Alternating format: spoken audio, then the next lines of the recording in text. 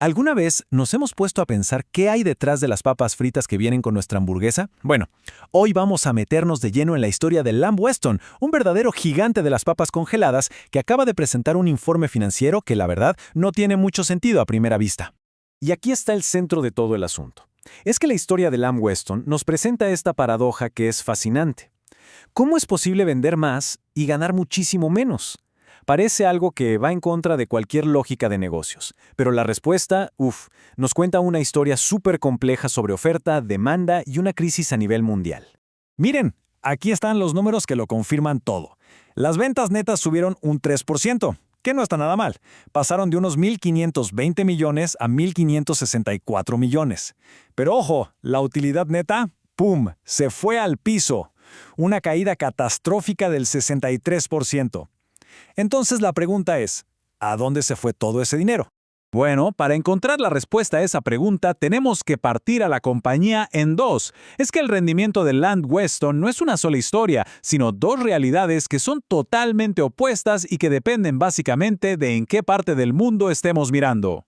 A ver, por un lado, tenemos a Norteamérica, que es como el motor de la empresa, donde el negocio va sobre ruedas, de maravilla. Y por el otro lado, está el negocio internacional, que la verdad está metido en una zona de crisis total.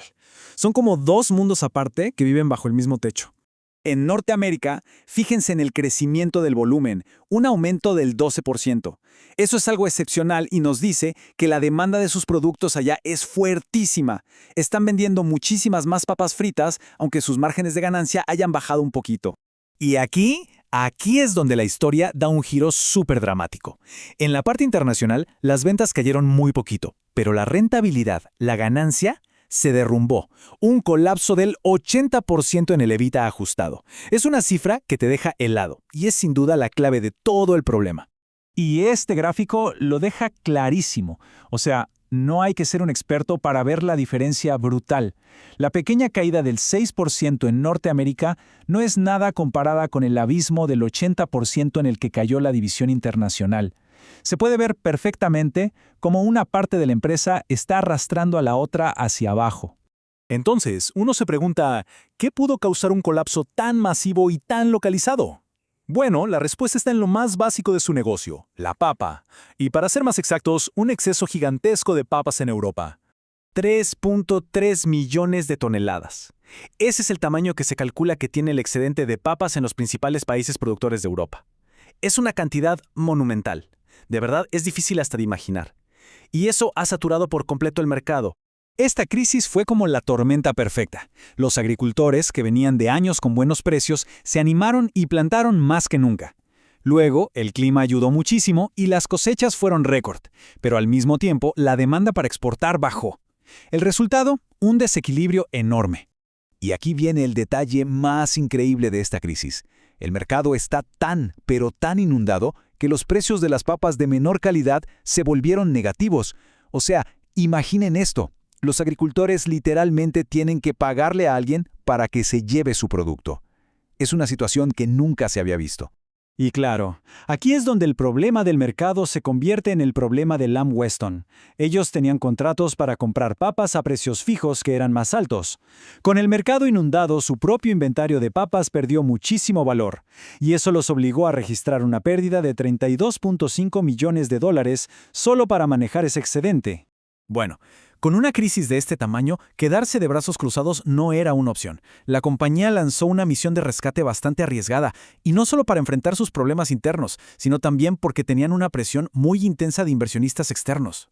Su plan interno se llama Focus to Win, algo así como enfoque para ganar, y la verdad implica tomar decisiones duras, cerrar fábricas, como la de Argentina, reducir la producción en Europa, justo donde está el problema del exceso, y un objetivo súper agresivo de ahorrar $250 millones. O sea, es una búsqueda de eficiencia radical. Pero la presión no viene solo de adentro. Para entender lo que sigue, tenemos que saber qué es un inversionista activista.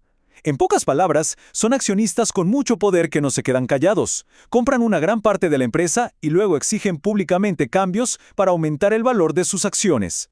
Y a Lamb Weston le cayeron no uno, sino dos de los más famosos.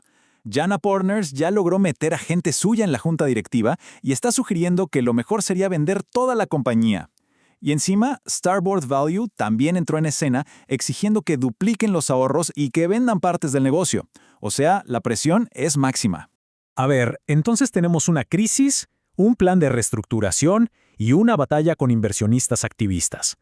Con todo esto sobre la mesa, ¿qué le espera a Lamb Weston? Veamos qué es lo que la propia compañía cree que va a pasar.